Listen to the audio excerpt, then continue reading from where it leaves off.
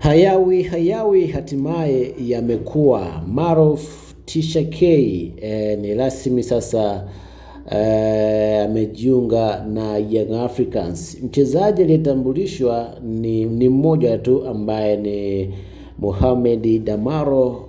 Taarifa za awali kama nilizowaletea niwaambia Mohamed Damaro pamoja na Maruf Tishakei wamesajiliwa na klabu ya Young Africans, ambapo kuna mabadilishano kati ya Maruf Tishakei pamoja na Mohamed Dumbia, lakini pia Kante pamoja na Mohamed Damaro, kitu ambacho mpaka wakati huu ndio kinachoenda kutokea. Maruf Tishakei, Mohamed Damaro tayari wameshajiunga na klabu ya Young Africans kwenda visiwani Zanzibar kwa ajili ya michuano ya Mapinduzi, lakini mpaka wakati huu kitu ambacho kimekuwa naweza kusema kwamba kimeleta sintofahamu ni wachezaji ambao walitakiwa kwenda Singida mpaka wakati huu bado hawajatoka. Inawezekana hawataki kuondoka Young Africans kwenda kwa mkopo katika klabu ya Singida Black Stars, au mazungumzo yanaendelea kati yao. Wachezaji ambao walitakiwa kwenda Singida ni pamoja na Mohamed Dumbia mpaka wakati huo hajulikani alipo. Hajaripoti kule Singida, lakini leo pia hajasafiri na klabu ya Yanga kwenda visiwani Zanzibar. Kwa hiyo hajulikani wapi alipo Mohamed Dumbia. Lakini pia Musa Barakonte amesafiri na kikosi cha Young Africans, ambapo ilitakiwa ajiunge na kambi ya Singida Black Stars, lakini mpaka wakati huu bado hajajiunga.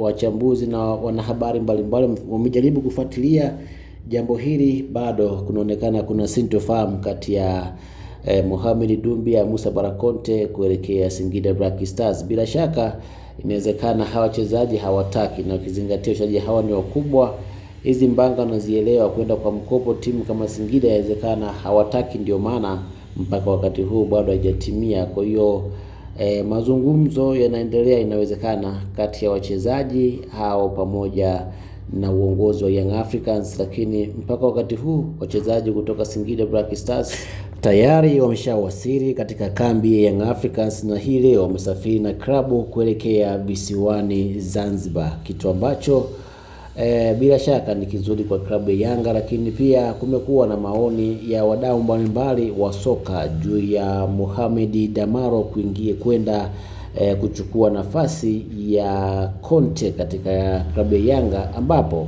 maswali yao ni kwamba Mohamed Damaro hajapata nafasi ya kucheza msimu huu na hana namba nzuri, lakini pia Conte pia mwenyewe hana namba nzuri. Kwa hiyo sijajua nini wamekiona Young Africans, kwa sababu kama mchezaji anayekuja naye pia akupata muda mzuri wa kucheza kwenye timu yake, inakuwaje unamsajili unamwacha ambao ulikuwa naye na japokuwa na yeye hajafanya vizuri?